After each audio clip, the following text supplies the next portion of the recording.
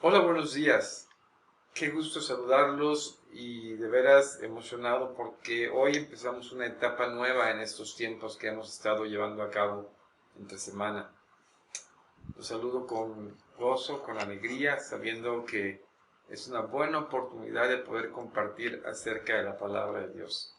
Nuevamente te doy bienvenida y espero que tengamos un desarrollo en el temor de Dios, pero con mucha sabiduría de Él para la comprensión de su palabra. Qué gusto saludarlos. Si ya tienen su cafecito, yo tengo el mío por acá. Y bueno, vamos a empezar. Hoy, mis amados, empezamos una serie de estudios acerca de la escatología. Estos estudios, el derecho de ellos fue de un gran maestro y amigo llamado Gerardo Nayanjaise. Él es doctor en teología y bueno, él ya está gozando de la presencia del Señor allá, pero nos dejó muchos documentos que pueden ser de bendición para nuestras vidas. Al empezarlo y llevar estos estudios yo me siento muy contento y espero que sean de bendición para ti. ¿Qué les parece si oramos para pedir la dirección del Señor en este tiempo? Padre, te damos gracias en esta mañana que nos acercamos a ti, Señor, en la cual te pedimos, Padre, que tu Espíritu Santo conduzca todo nuestro entendimiento, Señor, para poder en tu palabra discernir aquello que quieres hablar a nuestras vidas. Nos ponemos en tus manos, confiando, Señor, de que, Padre, tú quieres revelarte y te has revelado en las Escrituras a nosotros. Te pedimos esto en el nombre de Jesucristo. Amén.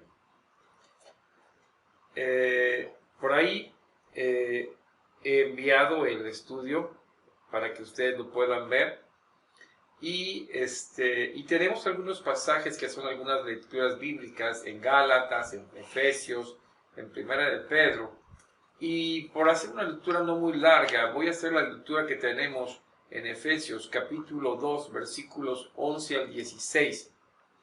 Si ustedes me permiten, dice Efesios 2, versículos del 11 al 16. Dice la palabra de Dios: por tanto, acordaos de que en otro tiempo vosotros los gentiles, en cuanto a la carne, eras llamados incircuncisión, por la llamada circuncisión hecha con mano en la carne. En aquel tiempo estabais sin Cristo, alejados de la ciudadanía de Israel y ajenos a los pactos de la promesa, sin esperanza y sin Dios en el mundo.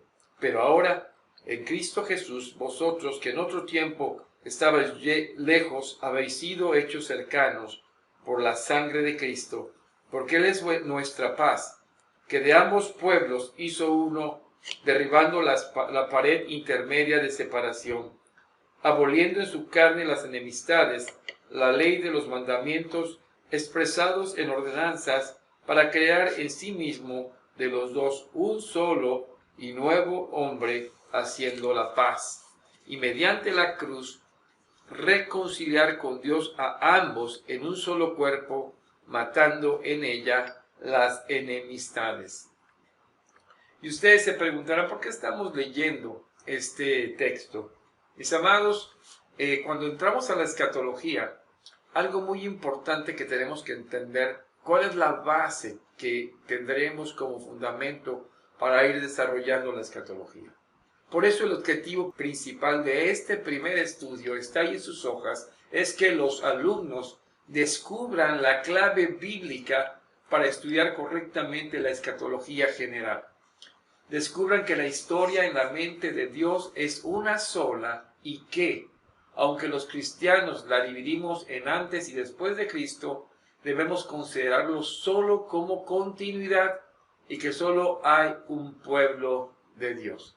Y esto es importante, mis amados, porque de alguna forma en los últimos días y en la enseñanza común que tenemos, o más bien en la enseñanza no común, sino continua, lo que usamos más que todo es la escatología particular. Es decir, hemos estado hablando acerca de la persona de Jesucristo, hemos estado hablando de su, ¿cómo se llama?, de su resurrección, de su muerte, y esa es una escatología particular, que se refiere a quién, a una persona. Pero la que estaremos poniendo como base y que es necesaria para lo que vamos a estar estudiando es la escatología general. Esta escatología general es aquella que trata temas en cuanto a toda la humanidad, que experimentan grupos, todos juntos en común. Y esta escatología es la que viene a ser el fundamento de lo que estaríamos hablando de los últimos tiempos.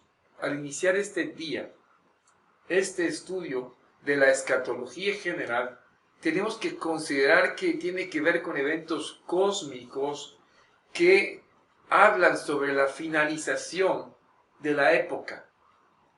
Y para ello tenemos que tomar en cuenta qué es lo que ocurre en la historia. Y esta escatología tiene un principio fundamental porque tiene que ver con la filosofía de la historia, pero específicamente con la filosofía de la historia desde la perspectiva del cristianismo. Lo que estudiaremos a partir de hoy tiene que ver con toda la humanidad y además, específicamente, también con todas las personas.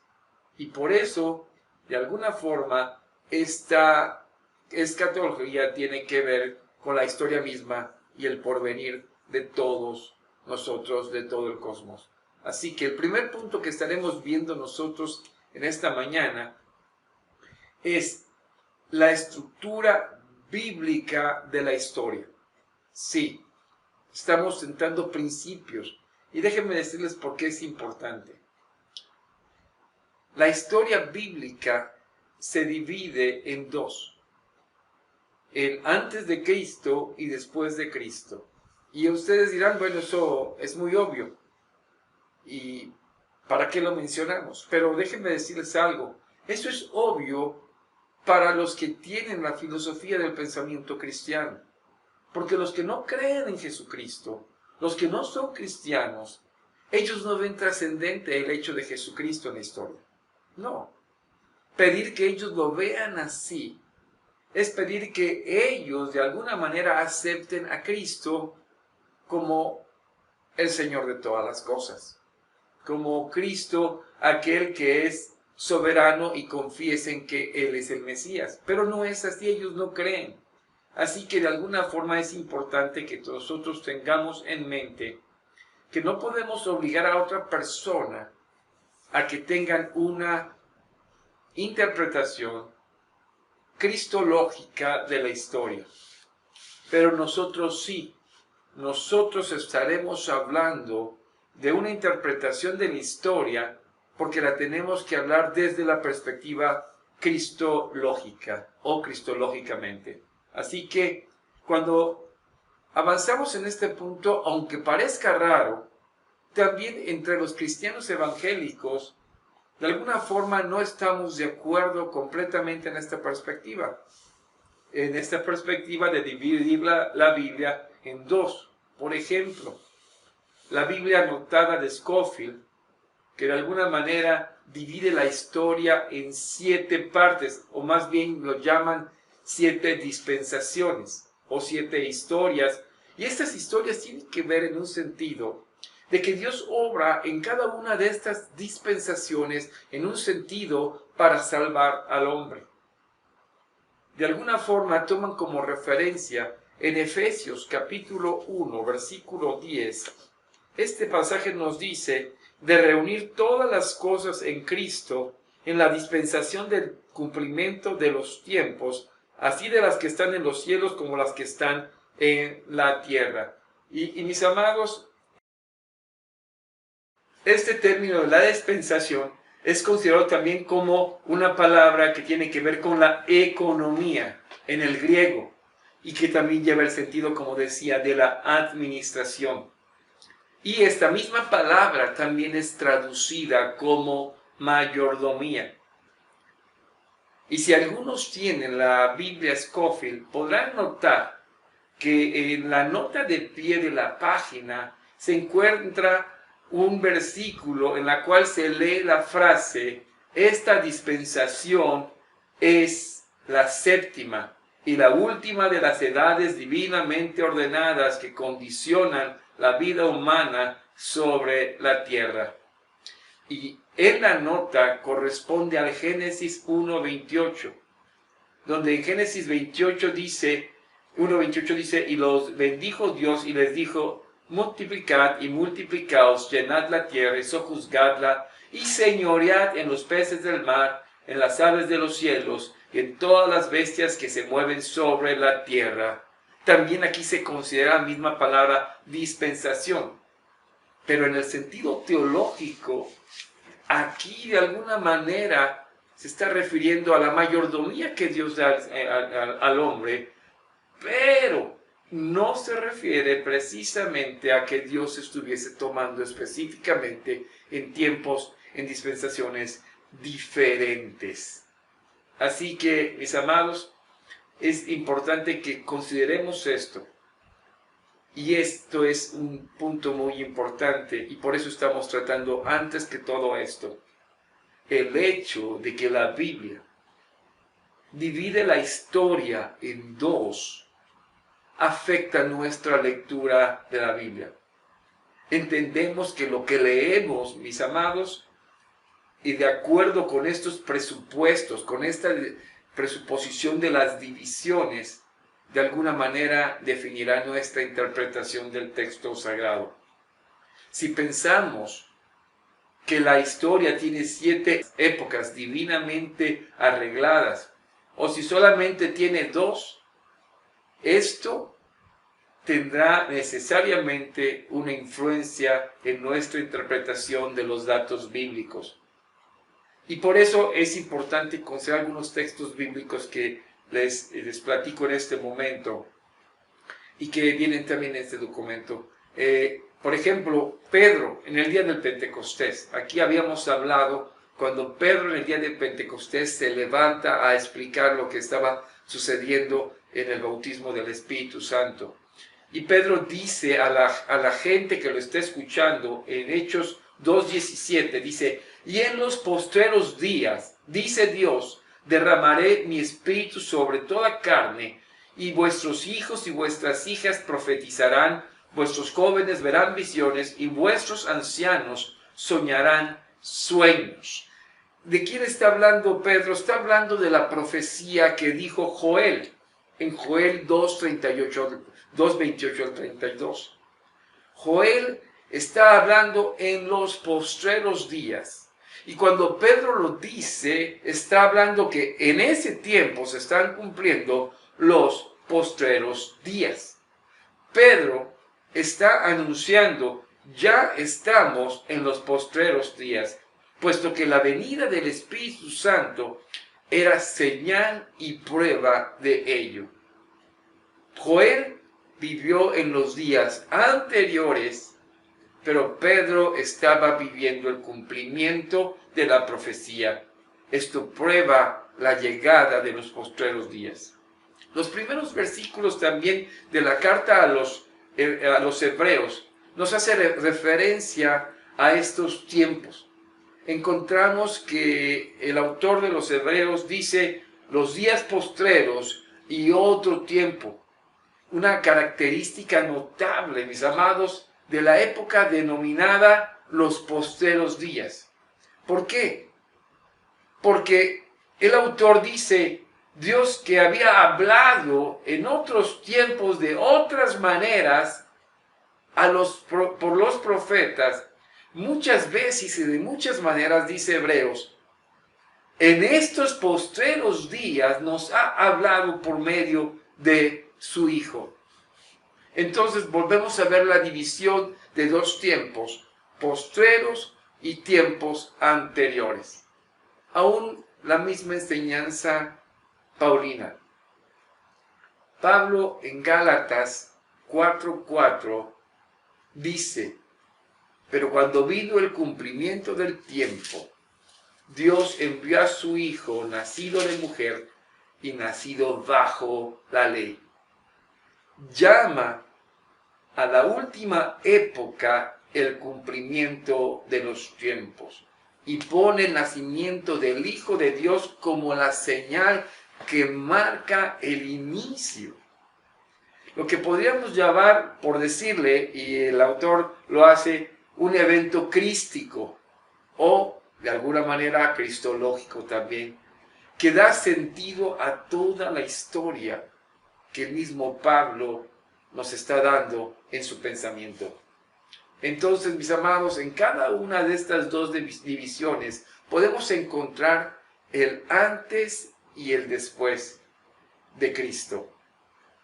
En la primera época encontramos la promesa del que había de venir a salvarnos.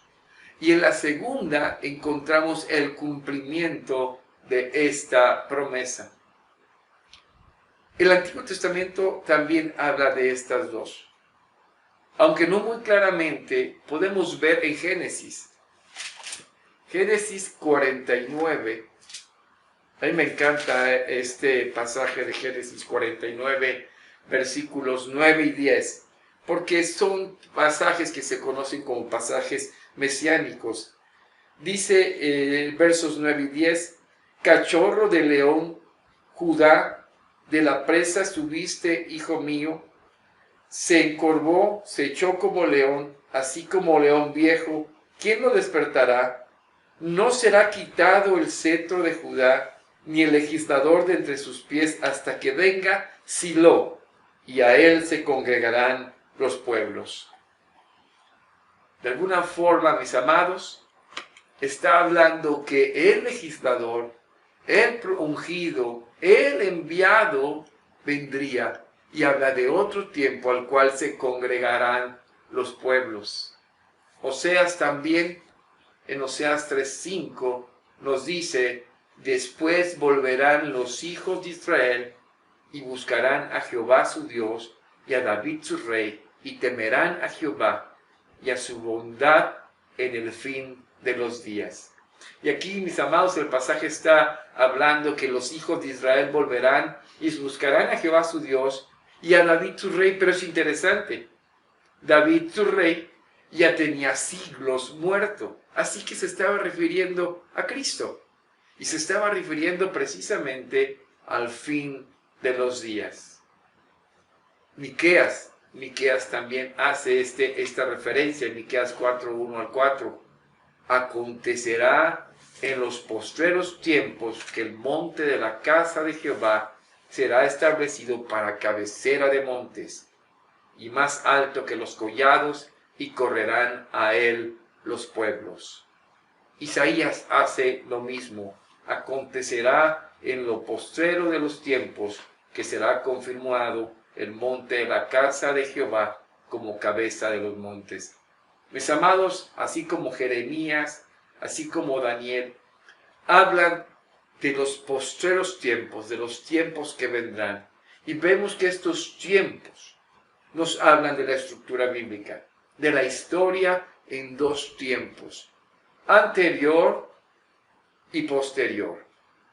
Todo nuestro pensamiento escatológico debe realizarse dentro de estos parámetros. En el libro de Jedediah Vos, de Pauline Eschatology, nos da un esquema de cómo se tiene el concepto acerca de la salvación, de cómo serían incluidos también aquellos gentiles, todos los gentiles, todo el pueblo gentil que vendría a la fe, y también del mismo modo todo el pueblo de Israel. De esto estaremos hablando más adelante. Pero algo importante que quiero determinar en el segundo punto de esta mañana es que aunque dividimos la Biblia en antes y después de Cristo, es decir, en Antiguo y Nuevo Testamento, hay una unidad especial de los dos testamentos. Sí. ¿Por qué?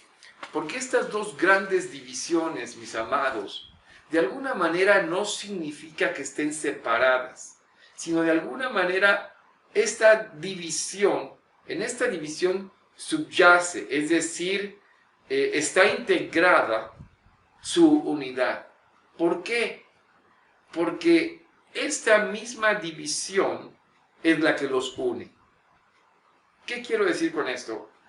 Dar un ejemplo, ¿sí? Por ejemplo, en la frontera entre dos países, su línea territorial los divide, pero a la vez los comunica, los mantiene unidos. Sabemos que existe la división, pero en esa división ambos países están unidos. Específicamente, mis amados, el evento de Cristo Jesús es la unión entre el Antiguo y Nuevo Testamento.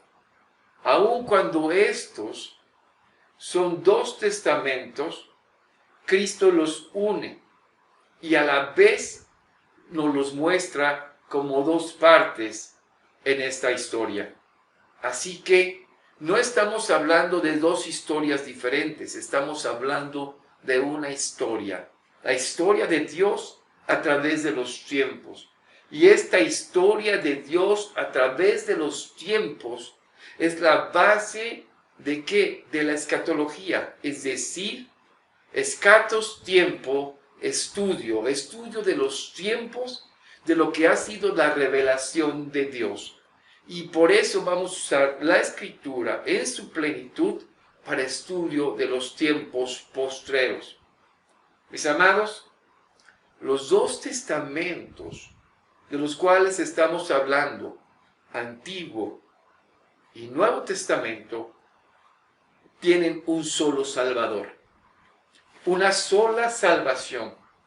Nunca ha existido una salvación por obras.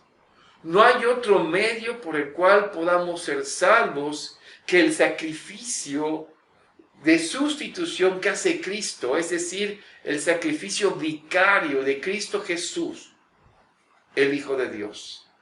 Así que, al hacer el hincapié en este punto, el mismo Señor Jesucristo, cuando habla con los fariseos, los reta allá en Juan 5:39 a decirles: escudriñen las Escrituras, porque en ellas les parece que tienen la vida eterna y son las que hablan de mí. Jesús exhorta a los estudiosos de la ley que lo cuestionan a que ellos, si buscan la vida eterna, son las Escrituras las que hablan de Él y hablan de la misma.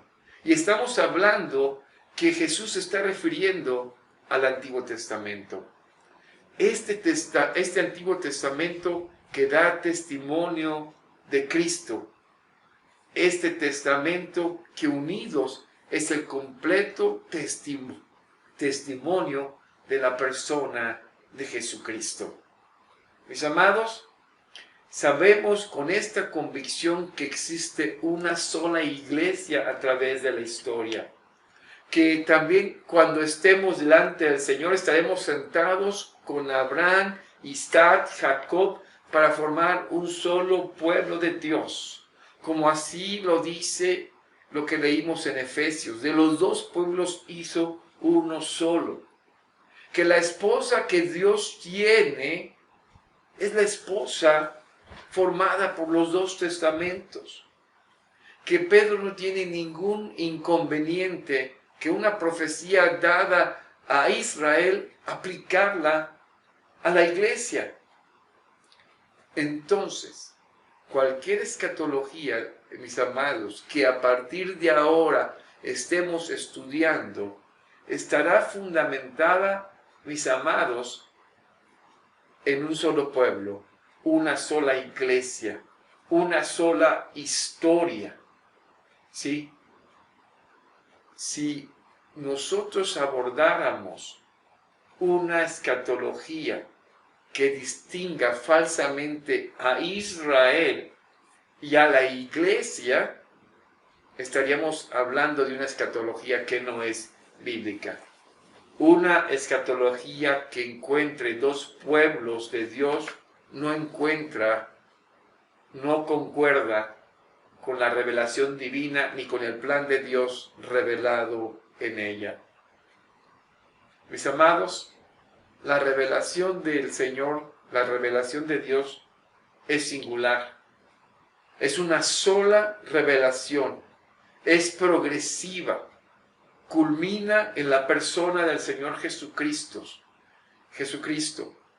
Y lejos de haber contradicción, al contrario, se complementa, se suma en cada una de sus partes, se va agregando.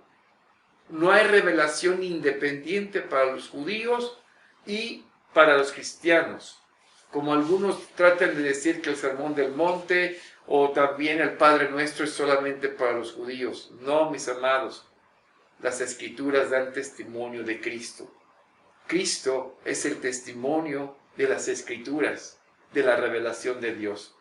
Estos tres puntos, mis amados, que son fundamentados en la Escritura, son nuestro punto de arranque. ¿Qué quiero decir con esto? Que vamos a hablar de la unidad de la Escritura, de un solo pueblo formado como una esposa, que en esa unidad nosotros estamos convencidos que todo y la centralidad de ella es la persona de Jesucristo y que de alguna manera estos temas que crean tanta controversia podemos avanzar para estudiarlos.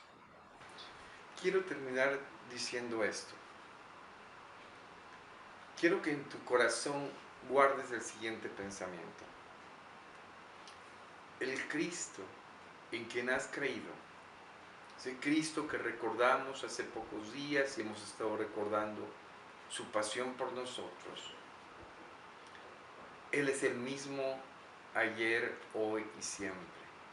Y es el que une la historia y en el cual trae esperanza a la humanidad. Esperarlo a Él es entender que esa esperanza es segura.